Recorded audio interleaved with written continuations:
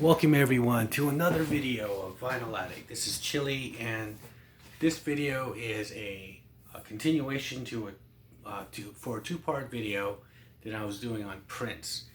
And the first one I did was Volume 1 of this famous show from the Small Club in 1988.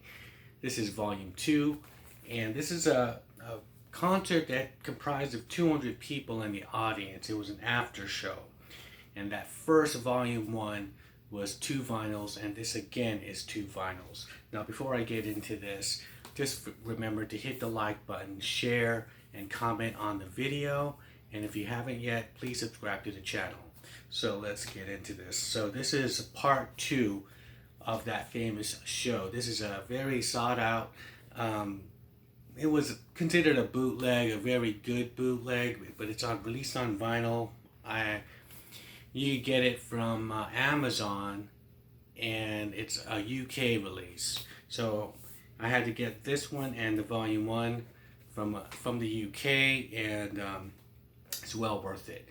Now let me just give you what the track list is on this volume. So Volume 2 is comprised of side A is just Cold Sweat, which is just a cover of James Brown. It has Bonnie Boyer singing this song. She sang some other ones on the last volume, on the Volume 1 Prince live set. She did Kansas City, and some of those songs on that medley. Now side B is Forever in My Life. These are all very long tracks. So they're like Cold Sweat is one side, and it goes into a little cool kind of Sheila E. kind of, they kind of showcase her on this track. It's really cool. Forever in My Life on side B is, that's the song from the Sign of the Times album. It was a very short little, 3-minute song on that album. It was the end of, I believe, side 2. And here it's, again, they're lengthy, and they just kind of go on, but this is like a very great gospel version of it. And side C is Still Would Stand All Time, which is another kind of long kind of gospel song, and this was the song that was on the Graffiti Bridge soundtrack, which would be released in 1990. So they're already playing it.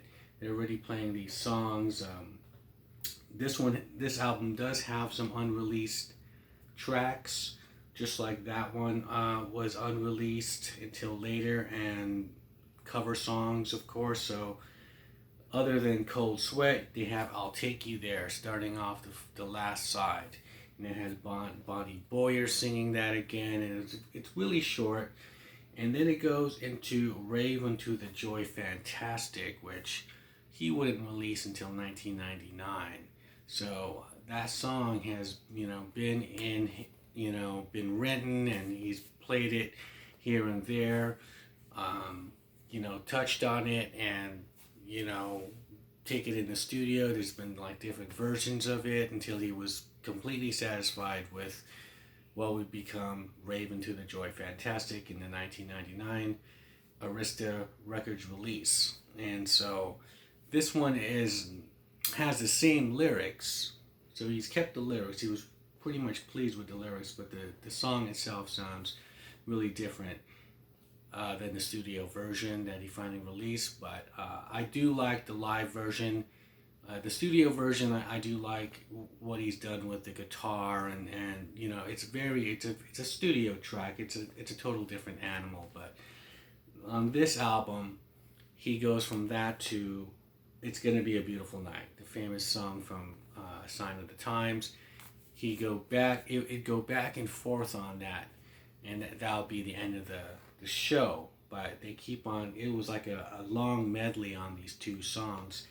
But compared to the first one, Volume 1, they're both great. They do accompany each other. I mean, I would suggest getting both. Yeah, and I think if you just did get the first one, you probably would be curious, because it was like, wow, I wonder what the second one sounds like, because this one's really great. the first one had more guitar solos. There's a lot of guitar solos on here, but it's not as much as the first album, because on volume 1, because it seems like every song he was just doing guitar solos, long lengthy guitar solos. Here, because like still would stand all time, it would be more of a a gospel thing where everyone would choir up and sing, and then he played some guitar, and then he'll pick it up at the end and as an outro, and play the soaring lead. But for the most of the track, it would just be chanting and being playful with the audience, having the audience sing Still Would Stand All Time, and the backup singers and this and that, and same with Forever in My Life. But Raven to the Joy Fantastic, there's some fire guitar solos going on that, especially near the end. So he leaves this show on a high note. It's not just a kind of like a Purple Rain, lighters in the air, arms waving back and forth. No, he leaves the crowd just like with a fiery performance, because these, like I said, in these after shows, these songs are just long jams. And so yes, I would suggest getting volume 2 if you have volume 1. But if you like the guitar playing, the more of the guitar playing by Prince, then volume 1 is for you. This one, like, it starts off with James Brown's Cold Sweat. It's just kind of just like a lot of just long kind of danceable jams that the band just does. It's like long kind of funk jams. So that's what you get with this one. So that is my video today for the Prince live vinyl. And don't forget to hit the like and comment on this video. If you heard this volume, do you think it's better than the first one, and or not, or is this your favorite Prince era for live performances? And share this video, and like I said, if you haven't yet, subscribe to this channel, and I'll see you guys in the next video. Bye.